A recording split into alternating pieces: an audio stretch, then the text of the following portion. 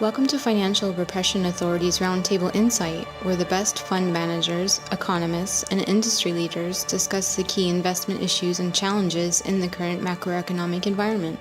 Hi, welcome to FRA's Roundtable Insight. This is Richard Benuli. Today we have a very special live podcast for you. We have great economists and asset managers today from Argentina and Spain, and we are going to do a roundtable discussion in Spanish on the economies of Argentina and Spain, the global economy, and the financial markets. Bienvenidos a todos. Buenos días, buenas tardes, buenas noches, desde donde quiera que estén. Soy Richard Benuli, el CEO de Cedar Gold. Hoy les traemos este podcast en vivo. Es una discusión sobre las economías de Argentina y España en adelante la economía global. ¿Cuáles son los desafíos y cómo puede mejorar el crecimiento económico? Hoy tenemos participantes muy especiales para nuestra discusión. José Luis Esper, economista argentina. Carlos Rodríguez Braun, economista y profesor, Universidad Complutense, España. Andrés Aland, Cobas Asset Management, y nuestro moderador, Alejandro Tagliavini, economista y escritor de medios Argentina. Aquí está Alejandro. Bueno, buenas tardes a todos. Muchas gracias por estar, José Luis, Carlos y Andrés. Y bueno, como decía Richard, José Luis Espert es además de fue candidato a presidente hasta hace muy poquito en las recientes elecciones, y además es un muy destacado economista de Argentina, así que nos puede, para empezar con esta discusión, nos puedes contar un poco cómo está la situación en Argentina, que entiendo que está bastante complicada con todo esto de la cuarentena y este nuevo gobierno, ¿no? Y bueno, ¿cómo está la Argentina? Cuéntanos un poquito y cómo ves cuál es el futuro. Te dejo la palabra, José Luis. Cómo no. Gracias Alejandro, gracias a la presentación. Un placer, Carlos y Andrés, por compartir esta charla, por permitirme a mí, con ustedes, compartir esta charla. Argentina, a ver, como viene ocurriendo en Argentina, yo diría en los últimos 80, casi 100 años, Argentina está permanentemente de espaldas al mundo, que progresa por lo menos. Si Argentina alguna vez trata de imitar a algún país del mundo, seguro que lo está eligiendo el país equivocado para parecerse. Y esto lo digo porque otra vez Argentina, en lugar de aplicar en el medio de la pandemia lo que países exitosos en la lucha contra la pandemia estaban haciendo, decidió hacer una cosa supuestamente novedosa, completamente contraria, insisto, a lo que estaban haciendo los países que estaban luchando exitosamente contra la pandemia, como por ejemplo Alemania, o Corea del Sur, o Vietnam del Sur, o incluso Uruguay, acá pegadito a nuestro país. ¿Qué indicaban los ejemplos exitosos como los que nombré de lucha contra la pandemia, contra el coronavirus? Yo diría 3 o 4 cositas. Uno, las cuarentenas generalizadas y duras para todo el mundo duraban lo menos posible. Argentina decidió hacer la cuarentena más larga y dura del mundo. La segunda cosa que indicaban los países exitosos en la lucha contra el coronavirus era que durante la cuarentena dura se testeaba de manera masiva, se construía un ejército de seguidores de los contactos de los contagiados y se invertía muchísimo dinero en fortificar el sistema de salud, además de salir a ayudar al sector privado de manera no condicionada y masiva, porque el sector privado es el que hay que salvar cuando ocurre un siniestro como una pandemia. Argentina no hizo nada de esto. Argentina sigue siendo de los países que menos testea en el mundo. Argentina sigue siendo un país con el sistema de salud, según los propios médicos, al borde del colapso, y Argentina ha ayudado tan poco al sector privado, en parte con una cuarentena tan larga, que ha provocado, como los números de fin de 2020 lo van a mostrar, de las caídas más grandes del mundo en cuanto al PBI, y probablemente sea la caída más grande de la historia argentina la que tengamos este año, con una caída entre el 13 y el 15%. Entonces, el hecho que Argentina se haya alejado de lo que hacen los países más exitosos del mundo en la lucha contra el coronavirus va a provocar todos estos problemas. Y probablemente Argentina se esté acercando al peor de los mundos. Al mundo donde están explotando los contagios y las muertes. En las últimas semanas Argentina se está encontrando, se está colocando al tope de los países que más contagios y muertes tienen del mundo y probablemente tenga, como decía antes, de las caídas más grandes del mundo.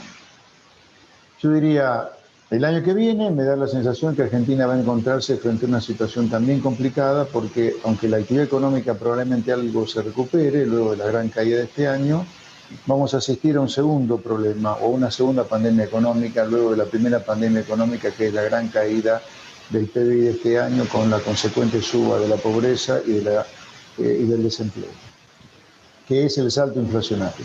Argentina este año probablemente termine con una inflación cercana al 40%, pero el año que viene Argentina va a tener una inflación muchísimo más alta del 40%. Yo creo que no va a haber hiperinflación, pero creo que el salto inflacionario va a ser muy significativo. Y eso va a hacer que el 2021 también sea un año complicado desde el punto de vista social, desde el punto de vista político. Recordemos también que hay elecciones el año que viene en Argentina, tiene elecciones legislativas en nuestro país. El año pasado Argentina tuvo elecciones ejecutivas, parcialmente legislativas, pero el año que viene, año 2021, hay elecciones legislativas donde se renueva una parte de la Cámara de Diputados, una parte de la Cámara de Senadores también, y hay elecciones en todas las provincias y municipios del país. Yo diría, en esta primera parte de mi presentación he contado el medio vaso vacío de una Argentina que probablemente experimente el peor de los mundos, con explosión de contagios, explosiones de muertes en las últimas semanas y una caída económica como probablemente pocos países, por no decir ningún país, va a tener en el mundo este año. Y también conté la otra parte del medio vaso vacío, que es el año que viene, cuando en Argentina haya elecciones legislativas, probablemente haya una segunda pandemia económica que va a ser un salto muy importante en la tasa de inflación. Ahora hay un medio vaso lleno también. Si el año que viene hay elecciones legislativas y Argentina puede comenzar a recorrer, después de muchas décadas de atraso, un camino razonable, un camino de votar por fuera de la falsa grieta que le propone el oficialismo y el principal partido de oposición, Juntos por el Cambio, y votar algo totalmente fuera de la grieta o una tercera alternativa fuera del oficialismo y la principal oposición, que es gente que propone cosas de sentido común, hacer básicamente lo que hacen los países que prosperan en el mundo, que es lo que Argentina se niega a hacer hace casi un siglo, motivo por el cual Argentina probablemente sea de los pocos casos que hay en el mundo de desdesarrollo. Argentina en la primera mitad del siglo XX estuvo en promedio durante 50 años, insisto, entre los primeros países del mundo. El promedio fue el número 6. Hoy Argentina está abajo del puesto número 100, claramente abajo de la mitad de tabla mundial. Una decadencia tan grande, probablemente, insisto, uno de los pocos casos de desarrollo, no solo se explican por los ganadores de un modelo decadente, sino por una sociedad totalmente equivocada acerca de lo que propone y vota. Pero insisto, el año que viene Argentina tiene la chance de comenzar a recorrer despaciosamente el camino hacia ponerle fin a la decadencia y ponerle el acelerador hacia la recuperación, que es empezar a votar cosas de gente que propone el sentido común, hacer lo que hacen los países que prosperan. ¿Qué hacen los países que prosperan? Económicamente, y solo desde el punto de vista económico, Argentina tiene que hacer otras reformas en materia jurídica, educación, salud, ley electoral, etcétera. Pero económicamente hablando, como para poder discutir las otras cosas, Argentina tiene que hacer lo que hacen los países que prosperan, que es comerciar con el mundo. No hay prosperidad sin comercio, no hay manera de empezar a ganar dinero, si ustedes quieren, si no comerciamos. Ahora, para poder comerciar con el mundo y no fallecer en el intento, como ya ocurrió en Argentina, como con Martínez Dios y con Menem, a fines de los 70 y a mediados de los 90, hay dos cosas esenciales que son instrumentales para que el comercio sea prosperidad y no crisis, que es reducir el tamaño del Estado para reducir así la carga impositiva. No es posible comerciar con el mundo con la carga impositiva que las empresas tienen en Argentina. Y la segunda y fundamental también instrumental es otra legislación laboral. Argentina tiene una legislación laboral que todavía data de mediados del siglo pasado, cuando el expresidente Juan Domingo Perón incorporó a las leyes laborales argentinas la Carta del Laburo de Benito Mussolini. Argentina todavía tiene esas leyes laborales. Esas leyes laborales han causado que 6 millones de trabajadores argentinos, el 40% de la fuerza laboral, trabaje en negro, en una precarización total del empleo, sin vacaciones, sin aguinaldo, sin seguridad social alguna, sin medicina, sin jubilación. Así que yo diría, este triángulo virtuoso de apertura al comercio, Estado más chico con bajos impuestos y otras leyes laborales, tienen que sustituir y reemplazar al actual triángulo vicioso de la Argentina, que data ya de casi un siglo, que es una economía cerrada, basada en la proteccionismo industrial, un Estado gigantesco y leyes laborales, como ya comenté antes, muy reñidas contra las leyes laborales que requieren de un país que es productor de commodities. Insisto, si Argentina toma el camino de este triángulo virtuoso, va a poder parar con la decadencia y va a poder iniciar el camino del desarrollo. Ahora, si Argentina sigue insistiendo en estas políticas equivocadas de sustitución de importaciones, estados gigantes y leyes laborales del siglo pasado, Argentina sin duda va a seguir perpetuando, como parece ser, su camino hacia ser, probablemente si sigue así, en no más de medio siglo, yo diría la villa miseria más grande del planeta Tierra. Hay un medio vaso lleno, insisto, pero la gente también tiene que empezar a votar otra cosa por afuera de la falsa grieta que le han propuesto en las últimas elecciones, tanto el gobierno actual como la principal oposición junto por el cambio. Gracias. José Luis, contame un poquito cómo ves el tema de la renegociación de la deuda. ¿Cuánto va a durar? Porque he visto que el PBI viene cayendo. ¿Cuánto es decir, cuándo la Argentina va a volver a caer en un default? ¿Y cómo ves las negociaciones con el Fondo Monetario que se están encarando ahora? Bueno, creo que el gobierno hizo bien en enmendar el error que cometió el 22 de abril cuando entró en default con la deuda externa. Así que me parece bien haber ido para atrás hacia fines del mes pasado en sacar a la Argentina del default. Eso es una buena medida del gobierno. Pero el medio vaso vacío es que enmendó el error cometido el 22 de abril cuando nos mandó al default. Yo diría, ¿hay un alivio de la deuda? Sí, para los próximos 4 años en particular. Ahora, son los mismos 4 años en los cuales vence la totalidad de la deuda con el fondo por 44.000 millones de dólares. Yo diría, no va a ser fácil para la Argentina la negociación con el fondo, pero es inevitable que Argentina negocie con el fondo y logre un acuerdo con el fondo. Inevitable si queremos evitar un gran problema, porque no hay cómo pagarle al Fondo Monetario sin un programa con el fondo que permita postergar los vencimientos con el fondo. Es importante aclarar lo siguiente. Hoy está la tentación, yo veo en muchos medios argentinos, en algunos políticos y economistas de Argentina, decir, ok, Argentina negoció la deuda, está cayendo el dólar en el mundo, van a subir los commodities Argentina, se repite el escenario 2003-2015. Yo diría que estamos lejos de eso. Primero, que no avisoro una gran caída del dólar como la que ocurrió entre 2001 y 2002, que posibilitó esa gran suba de los commodities, que fue un gran empuje al crecimiento económico argentino 2003-2010, diría. Y por otro lado, Argentina arranca esta nueva fin de la renegociación de la deuda en una situación deficitaria muy grande. A ver, para tener una idea, Argentina en el 93, cuando ingresó en Plan Brady y reestructuró toda su deuda externa, tenía un superávit fiscal de 4 puntos del producto. Cuando Argentina en 2005 reestructuró nuevamente su deuda, tenía un superávit fiscal también de 4 puntos del producto.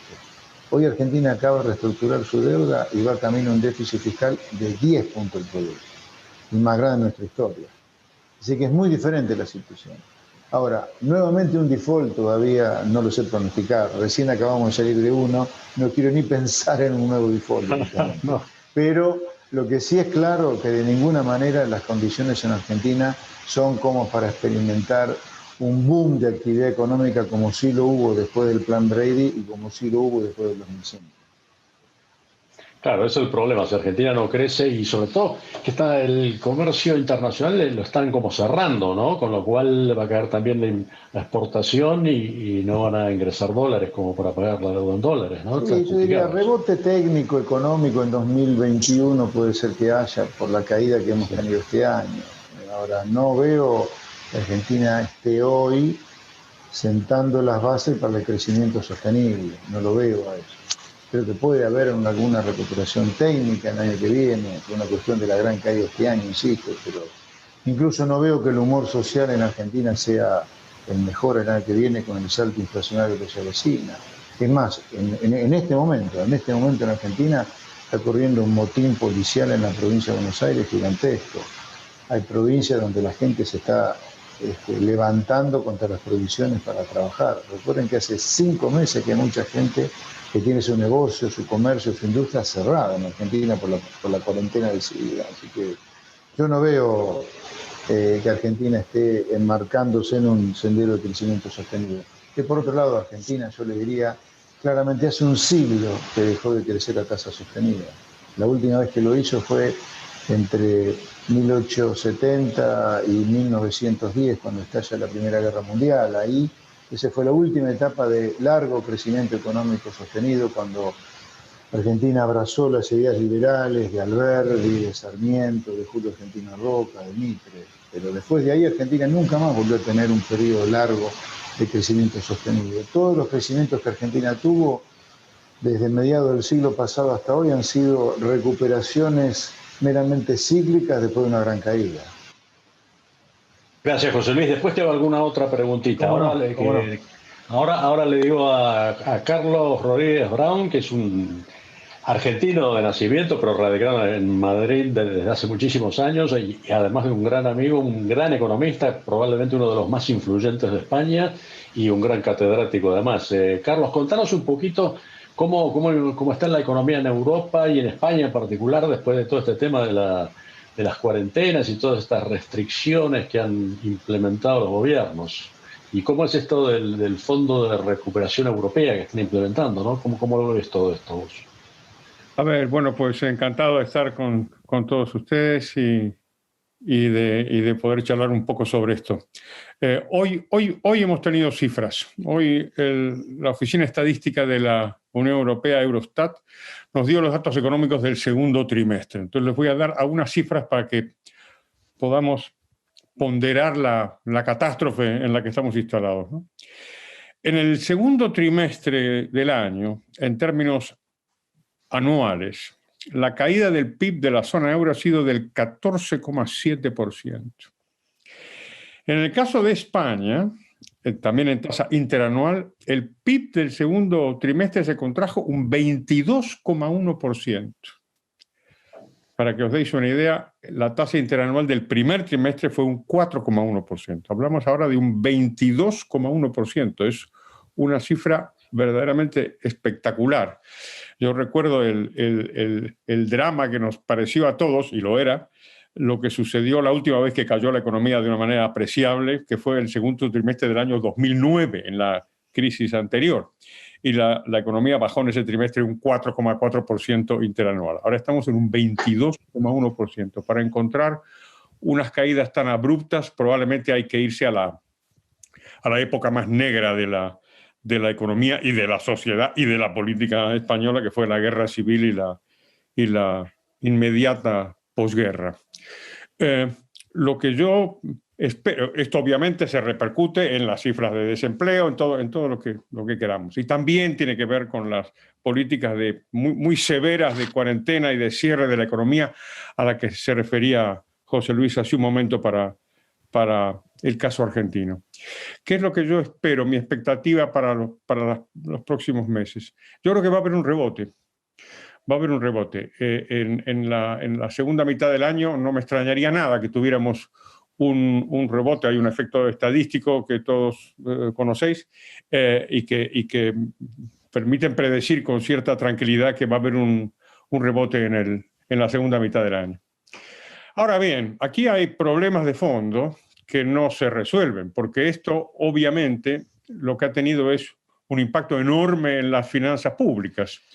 Estamos hablando de un déficit público que tendrá 2 dígitos, no sabemos exactamente cuánto va a ser, pero va a ser muy considerable y esto va a hacer explotar la deuda pública, que había estado en los últimos años en torno al 90-100%, pues si la gente ya está estimando un 120% para el año que viene, si 20 puntos del PBI deuda pública, ¿no?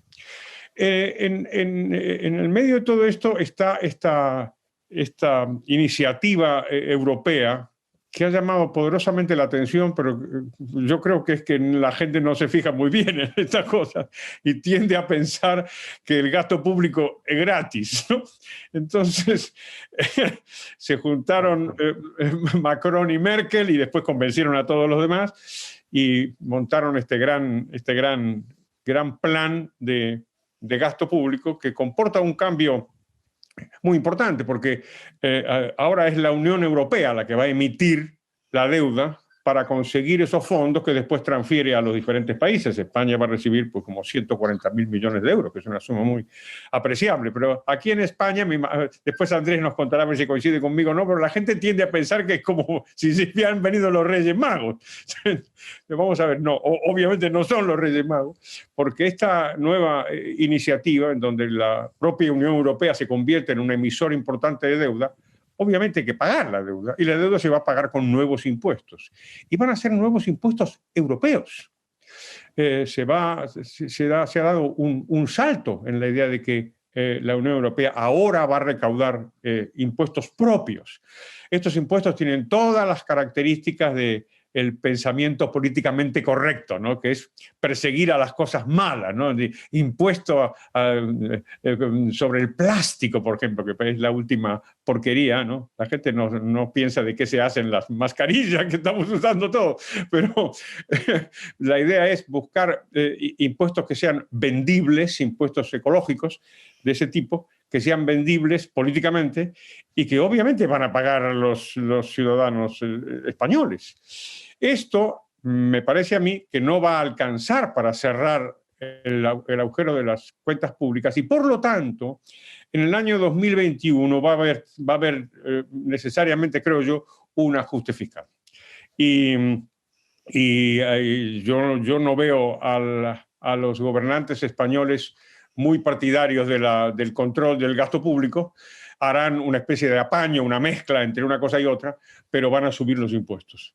Y ahora mismo están negociando los presupuestos, jugando con esta idea de cómo hacemos para sanear las cuentas sin tener que pagar un coste político muy oneroso.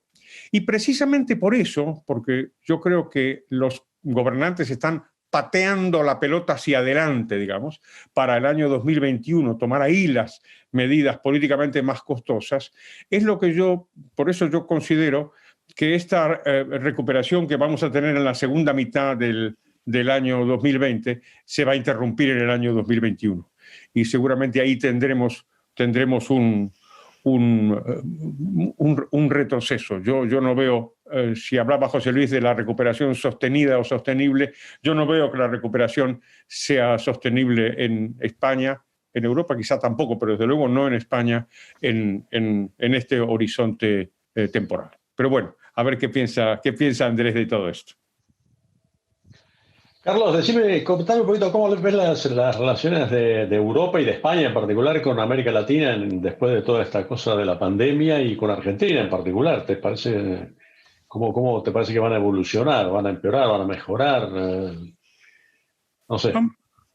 Vamos a ver, una de las pocas cosas buenas de nuestro tiempo, digamos, de nuestras crisis con respecto a las anteriores, es que no ha habido un cierre de la economía mundial como hubo en los años 30. Si hay que agarrarse a una soga, a una cuerda, a un salvavidas, yo me agarro a eso, porque a los que nos gusta la historia y hemos revisado lo que sucedió en los años 30, pues lo que estamos viviendo ahora no se puede comparar. O sea, no se puede comparar a lo que pasó en los años 30, donde se cerraron las economías, se cerraron de verdad, se cerró Estados Unidos, se cerró Inglaterra. Esto lo saben muy bien los argentinos, porque representó una sacudida gigantesca, ¿no? Pues yo no veo que esto esté pasando ahora en el mundo. Ni siquiera los líos de Trump con Europa o con China o lo que sea no han dado lugar a un cierre de las economías. Por lo tanto, yo no veo a una interrupción, digamos, de las relaciones económicas o financieras entre Europa y América Latina. Me parece que no. Otra cosa distinta es el diagnóstico que se hace desde aquí sobre América. Y el diagnóstico ahora, pues no os lo voy a contar porque lo sabéis perfectamente, es que parece que América Latina y Argentina en particular están padeciendo especialmente los estragos tanto de la enfermedad como de sus propios gobernantes. Sí, casi más de los gobernantes, pero bueno, en fin. Después te hago alguna preguntita, Carlos. Entre tanto, lo de Andrés, lo voy a presentar a Andrés Allende, que es de Cobas Asset Management, que es una gestora de fondos, como lo llamamos aquí, no sé si en España también la llaman gestora de fondos, una de las gestoras de fondos más importantes de España. Así que, Andrés, contanos un poquito cómo ves los mercados financieros y bursátiles. Contó que está bastante revuelto todo, ¿no? Porque la mayoría de los países tienen deudas con tasas negativas, cosa que parece insólito. O sea, no, es insólito para la lógica humana que alguien tenga que pagar para prestar dinero, es insólito. Incluso Estados Unidos, que es el único que parece que se está resistiendo, tiene tasas reales negativas. O sea, si bien las tasas nominales son positivas, las reales son negativas. O sea que es insólito que el mundo tenga tasas negativas. Las caídas en los PBI, como bien señalaba Carlos recién, son muy altas en todo el mundo, no solo en Estados Unidos, sino en toda Europa. El único que crece, si les creemos a las cifras oficiales chinas, es China, que en el tercer trimestre, estoy mirando acá un cuadro, en el segundo trimestre, perdón, había crecido un 11,5% la economía china, si le creemos a Beijing. Y bueno, y toda esta cosa de los bancos centrales, ¿no? El dinero helicóptero, ¿no? El dinero que están regalando helicóptero, como decía, creo que fue Milton Friedman el que inventó el término, esto de ir en un helicóptero y tirar el dinero gratis, ¿no? En fin, Andrés, te dejo a ver a ver cuál es tu opinión, Andrés. Buenos días a todos. Muchas gracias por invitarnos a vuestra charla tan interesante. Pues la verdad es que sí que está todo muy extraño, digámoslo así, porque hasta hace 2 días parecía que la bolsa había decidido que, bueno, se supone que la bolsa es un mecanismo de descuento, ¿no?, que ve el futuro, se supone, y había decidido que el futuro era totalmente brillante y sin problemas. Cuando la verdad es que yo, por ejemplo, en particular, ¿no?, nosotros somos una gestora un poco... no somos una gestora normal, no compramos cualquier cosa en bolsa, ¿no? Buscamos cosas baratas, y cuando tú vas a la calle y te das cuenta de la cantidad de restaurantes cerrados, bares cerrados, la cantidad del turismo que no funciona, el impacto que va a tener eso en la renta disponible de tantas personas, que a su vez impactará el consumo, etcétera, etcétera, etcétera, ¿no? O sea, todos estos puntos que habéis estado discutiendo hasta ahora, te das cuenta que la economía como mecanismo de descuento no funciona. No puede ser que la bolsa esté en máximos históricos si la economía tiene problemas, ¿no? Entonces, lo que está ocurriendo, y lo que está ocurriendo, bueno, no solamente este año, pero este año se ha acelerado, lleva ocurriendo desde hace bastantes años, casi desde que se produjo la crisis de Lima, ¿no? Hay una serie de distorsiones, como habéis dicho, una de ellas, probablemente la más importante, es el dinero a tasas negativas, que al final viene porque los bancos centrales pues, aumentan su tamaño, porque al final hay una especie de corrección política. Yo creo que los bancos centrales desafortunadamente se están tocando con la política, y la política manda a los bancos centrales que no permitan ninguna corrección, que no permitan el saneamiento del sistema.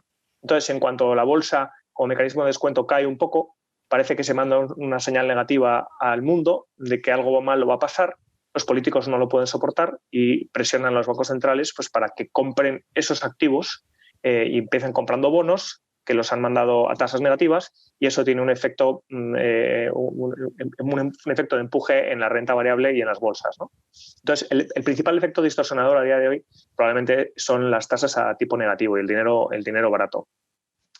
Pero hay más complicaciones, porque en bolsa, la bolsa que está en máximos históricos, hay enormes bifurcaciones, ¿no?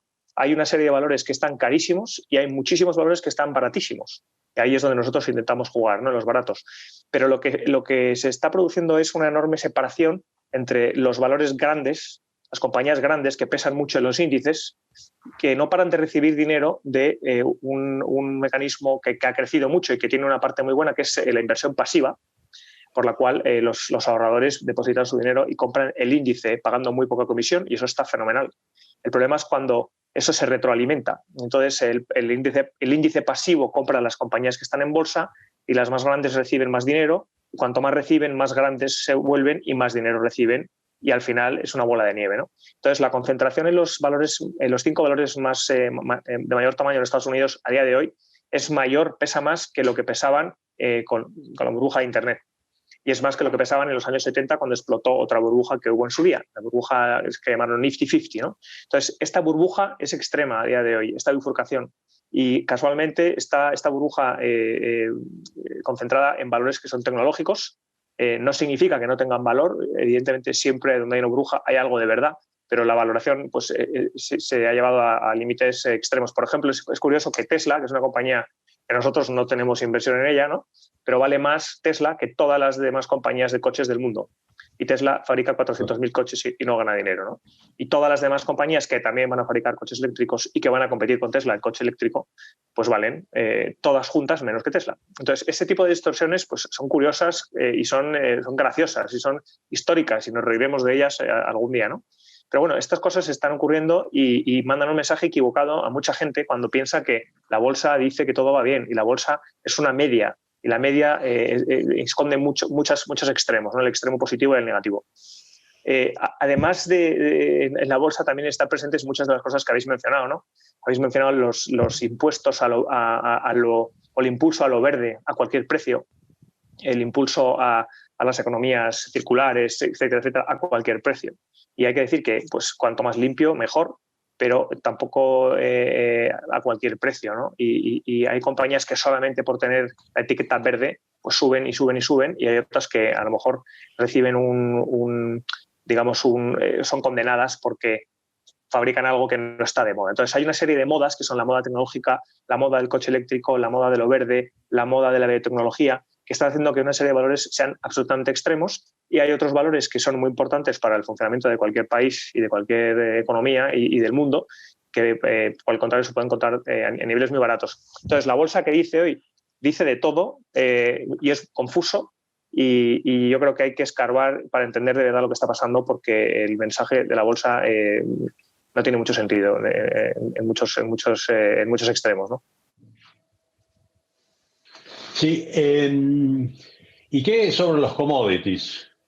El oro, la plata, Los commodities están también bifurcados. El único que está respondiendo de una manera medio racional es el oro y la plata, con él que se consideran activo refugio, ¿no? Y por fin pues están reflejando de alguna manera que el crecimiento extremo de masa monetaria pues al final está devaluando las monedas. Y una manera fácil de reflejar o de proteger es el oro y la plata, como lo han sido durante miles de años, ¿no? Sin embargo, otras muchas commodities están absolutamente olvidadas porque no son parte de esta nueva economía popular, ¿no? Que no son verdes, no son renovables, pero al final hace falta acero para seguir construyendo las casas de las personas y los coches, aunque sean eléctricos, y sigue haciendo falta cobre para construir todo el cableado que lleva esa electricidad, ¿no? O sea que hay, como digo, hay distorsiones. La distorsión más extrema y donde nosotros sí que estamos invertidos, por ejemplo, es el mercado del petróleo y del gas natural. Porque es cierto que el petróleo emite, y no voy a entrar en discusiones sobre si esas emisiones son causantes del calentamiento y hasta qué punto, pero lo que sí que es cierto es que la energía no es discrecional. Si dejáramos de consumir esa energía que nos da el petróleo, pues tendríamos que estar todos yendo al río y al pozo a sacar el agua a mano, y entonces se acabó el resto de la economía, ¿no? O sea que el petróleo y el gas natural tienen una función primordial en el mundo desarrollado, y no hay un sustituto tecnológico en los próximos 30 o 40 años a su coste. Entonces, lo normal es esperar que el petróleo y el gas natural reflejen en su precio que no ha habido inversión en los últimos 8 años prácticamente, y que hay unas tasas naturales de declino, que es pura geología, lo cual significa que la oferta va a ser muy inferior a la demanda en unos pocos años, y ese precio debería reflejarlo, ¿no? O sea, hay distorsiones bastante extremas en mercados commodities. Sí. ¿Commodities de granos hacen algo ustedes? Porque, claro, en Argentina los granos son sumamente importantes, ¿no? Sobre todo la soja, que en agosto ha subido un 15% en el mercado de Chicago. Y todo, en principio, gracias a que China viene creciendo muy fuerte, bueno, muy fuerte, pues según sus propias estadísticas, si le vamos a creer, en el segundo trimestre creció el 11.5%. Total que el consumo chino está aumentando mucho y entonces esto ha hecho que, como decía, que en agosto la soja subió un 15% en el mercado de Chicago. Y todos los granos en general están desempeñándose bien, el maíz y el trigo también, esto por el consumo de China. China consume el 50% de la soja en todo el mundo, o sea que es un muy fuerte comprador de soja. ¿Ustedes siguen un poco el mercado de los granos o cómo lo ves esto? No lo seguimos indirectamente, porque sí que tenemos inversiones en fertilizantes. Con todo este problema de COVID, en realidad ya estábamos invertidos antes, ¿no? Pero algunas de las industrias que a nosotros nos suelen gustar son industrias donde el negocio no va a cambiar por un cambio de moda. Al final la gente tiene que seguir comiendo, con lo cual el fertilizante es un componente básico, igual que la energía que he comentado antes, ¿no? El tema de los granos lo seguimos indirectamente. El año pasado, por ejemplo, fue curioso, como he dicho, por los fertilizantes, ¿no? Por toda la peste porcina que hubo, fue un problema para la soja, que se utiliza en gran medida para fabricar la pasta de soja, que es el alimento pero esta cabaña porcina se redujo en un 30% en China el año pasado, ¿no? Sí. Entonces, eso el año pasado fue un problema. Este año a lo mejor está siendo compensado. Por otro lado, la cosecha el año pasado en Estados Unidos fue mala por el tiempo. Este año es mejor, ha crecido el área plantada. Pero al final nosotros miramos los granos, a día de hoy los miramos más bien como derivada de fertilizante y vemos que hay una demanda que siempre es estable, que unos años crece más y unos años crece menos, pero que al final ahí permanece y se mantiene. Y es un gran recurso para un país como Argentina, evidentemente, porque no se va a dejar de consumir. Sí. Dime, y sobre el Fondo de Recuperación Europeo, ¿cómo esto va a influenciar en los mercados? Pues supongo que es una herramienta igual de poco afilada y poco precisa como muchas otras políticas. Al final, mi opinión por lo menos es que los actores políticos no tienen la capacidad de colocar los recursos de la manera más eficiente y al final deciden que lo verde suena bien, por ejemplo, y están empujando a que el coche verde, el coche eléctrico se desarrolle muy rápido en Europa y a lo mejor no es el momento porque la tecnología no es madura y es un despilfarro de recursos. Yo creo que sería mejor hacer otras cosas, como por ejemplo haber comprado test masivos en España y haberse lo regalado a cada persona para que pudiese seguir con su vida, ¿no? Eso, ¿sabes? Habría sido una política lógica que se me habría ocurrido. Sí, ¿va a haber alguna inversión directa de estos fondos en el mercado privado, en el sector privado, o va a ser todo...? Están dando subsidios a, por ejemplo, las fabricantes de coches para que se compren coches eléctricos en detrimento de coches de combustión interna. Es un ejemplo, ¿no? Ha habiendo un gran impulso para que se desarrolle aún más la generación eléctrica renovable, pues solar, eólica, donde hay un boom extraordinario en el momento, ¿no? Y algunas empresas lo reflejan. Sí, mi pregunta apunta, ¿estos fondos existe la intención de volcar estos fondos en el sector privado o más bien en obra pública y en gasto estatal? Yo creo que es una combinación de cosas. La verdad es que no me sé los detalles. A nosotros al final vamos casi compañía a compañía y vemos cómo si le afecta a la compañía en concreto, ¿no? Vale. Bueno, ¿alguno de ustedes quiere hacer una pregunta al resto? Sí. Yo tenía ganas. Bueno, dale, Carlos, dale vos, Carlos. Yo simplemente para comentar lo de Andrés y también lo de Alejandro, de los criterios en los que cómo se asigna el gasto, ¿no? Es verdad que lo que decía Andrés, lo que decíamos antes, es que aquí todos son las grandes banderas políticas fácilmente vendibles, el coche eléctrico, la cosa verde y tal, pero como apuntó también Andrés, oye, también le van a dar subsidios a los fabricantes de coches y hoy mismo o ayer salió la noticia de que una de las peticiones va a ser para una aerolínea, para Air Europa, que ha pedido 400 millones de euros de estos fondos europeos. Entonces, los criterios van a ser, pues como siempre, dependerán de las presiones políticas y de los intereses políticos. Pero ahí yo estoy con Andrés de que esperar que haya una asignación así de pura eficiencia, me parece poco creíble. Y lo segundo que quería comentar es la cosa de las expansiones monetarias. Digamos, estamos viviendo expansiones fiscales y expansiones monetarias también, ¿no?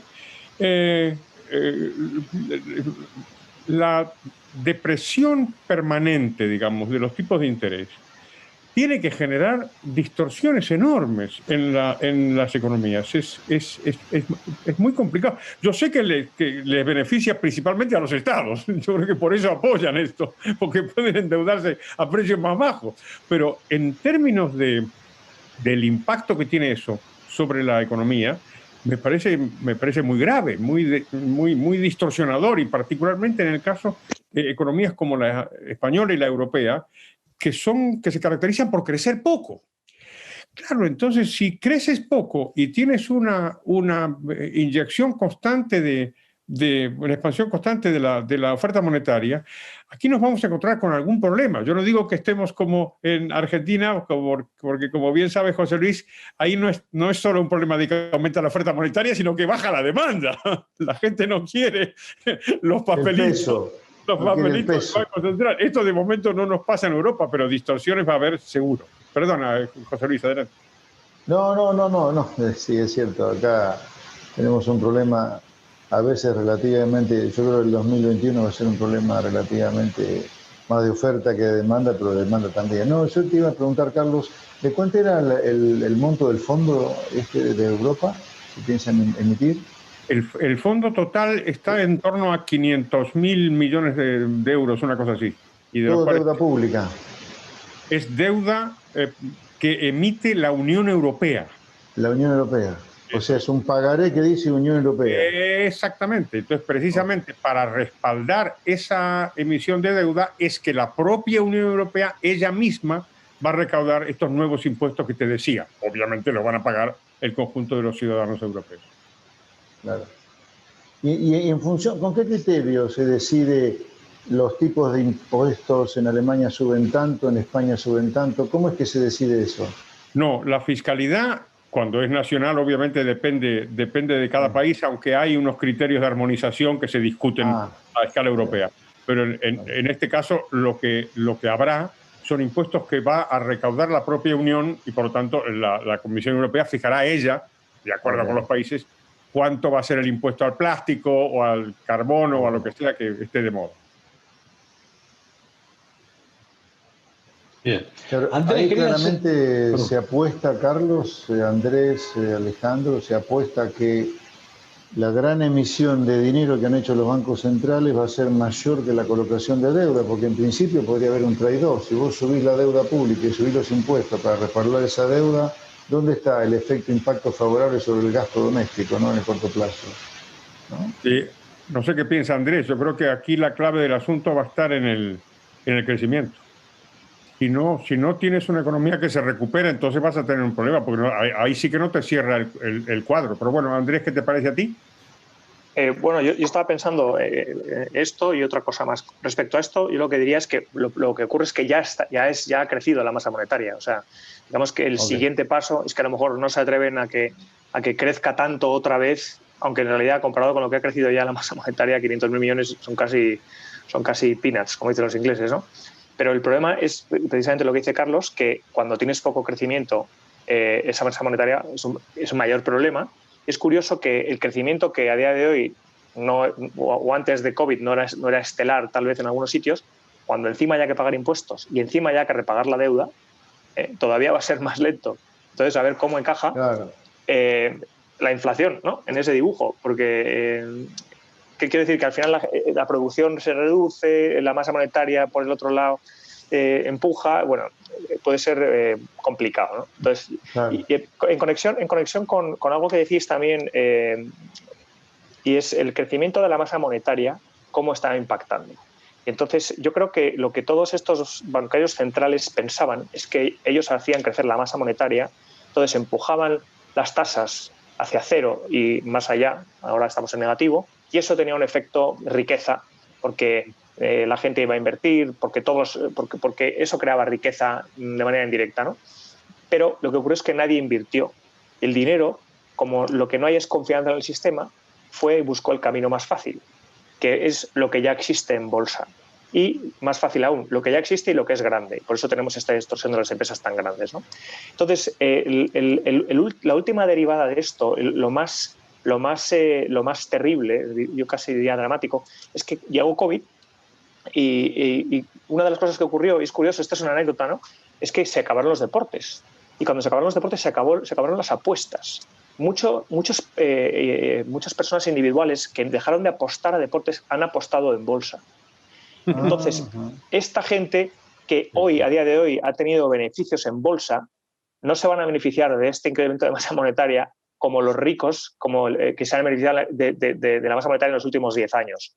Porque estamos un poco, primero porque no saben, segundo porque no tienen los medios y porque están utilizando cosas que no son, no sé si habéis seguido lo que pasó la semana pasada, pero bueno, una complicación con productos derivados que acabó regular, probablemente algunos pidieron mucho dinero.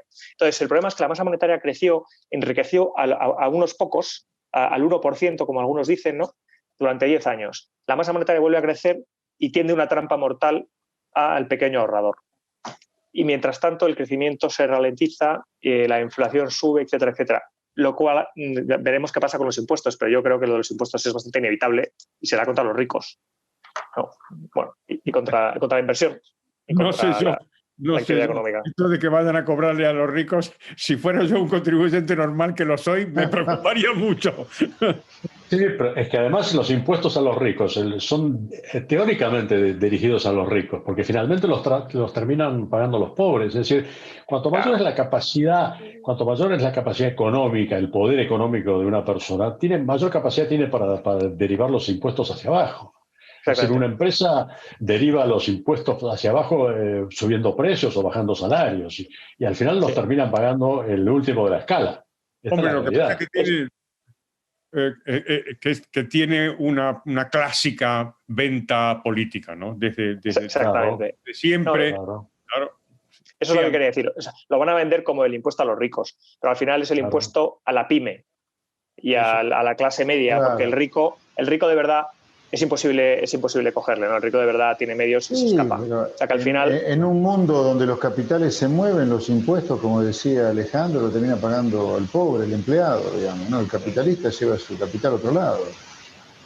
Sí, lo que pasa es que eso tiene una derivación interesante y es que en la medida en que eso es verdad, y es verdad, cuanta más gente sea capaz de entender que esto es verdad, pues entonces la venta política ya resulta más complicada, ¿eh? Porque cuando el gobernante te diga, no, solamente voy a ir contra los oligarcas, y la masa de la gente aumenta que diga, usted es un mentiroso, ya tiene un problema. Claro, exacto.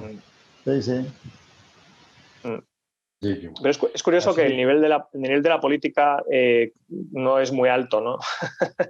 Y entonces yo tengo un poco bastante duda de si la gente casi hasta se quiere enterar, ¿no? Y tiene suficiente con el fútbol. En Argentina, ya que tocas el tema de la política, Andrés, la sensación que yo tengo como político, que ingresé hace 1 año y medio a este negocio de la política, en casi 60 años no había tocado la política, en Argentina está empezando a sentirse hartazgo por la política profesional.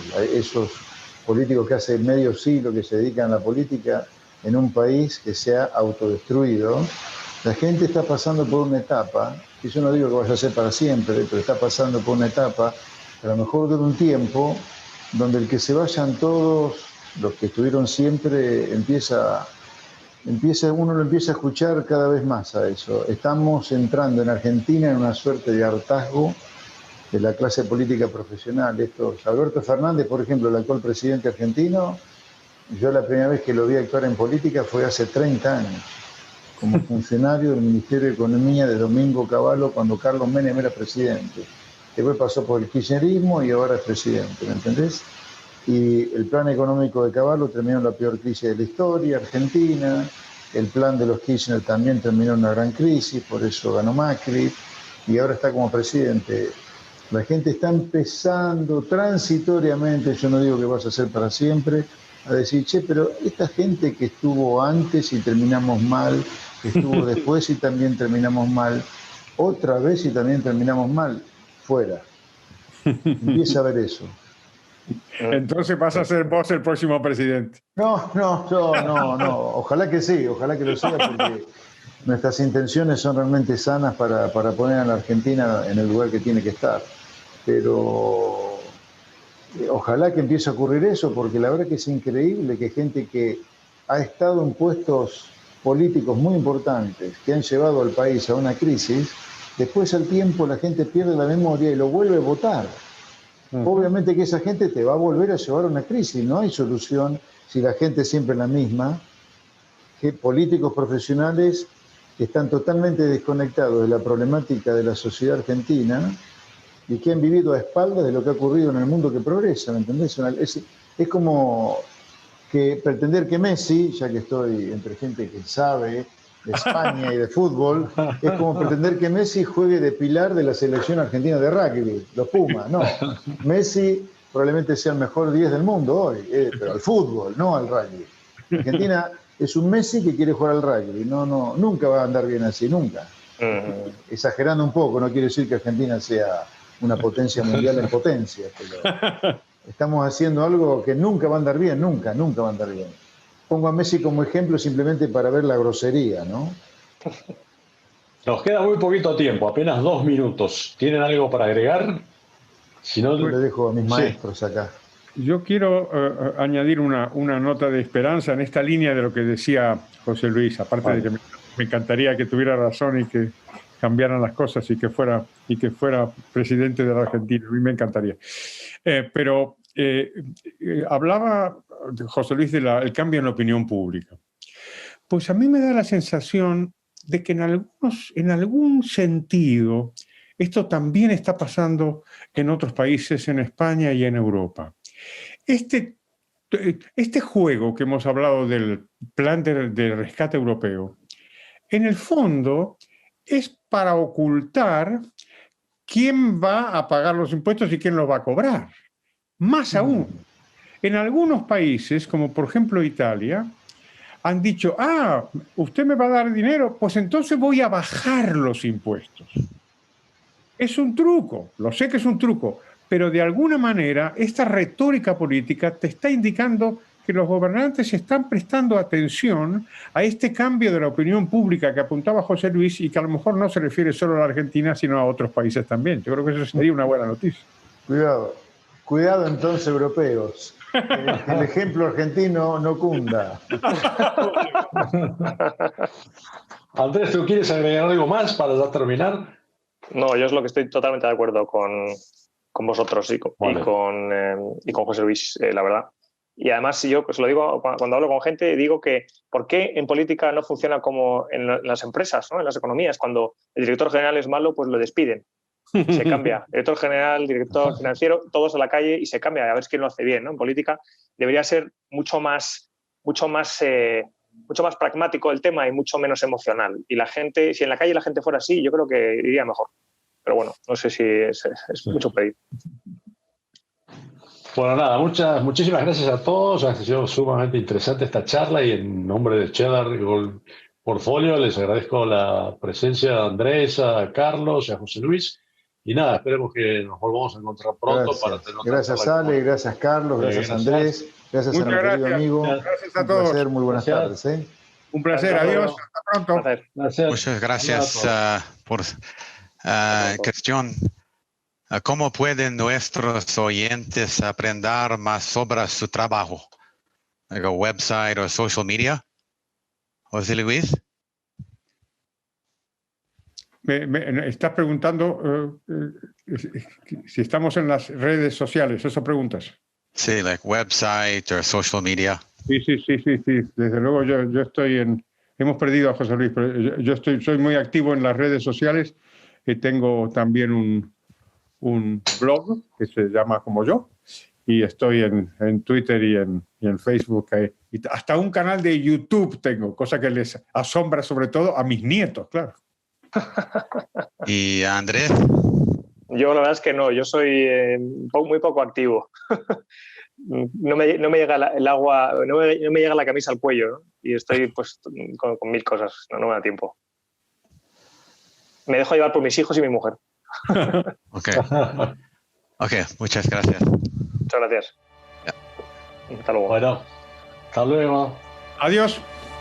The FRA Roundtable Insight Show is for informational and educational purposes only and should not be considered as a solicitation or offer to purchase or sell any securities. The investments, investment strategies, and investment philosophies discussed or presented on the show each involve their own unique risk factors which are not discussed on the show.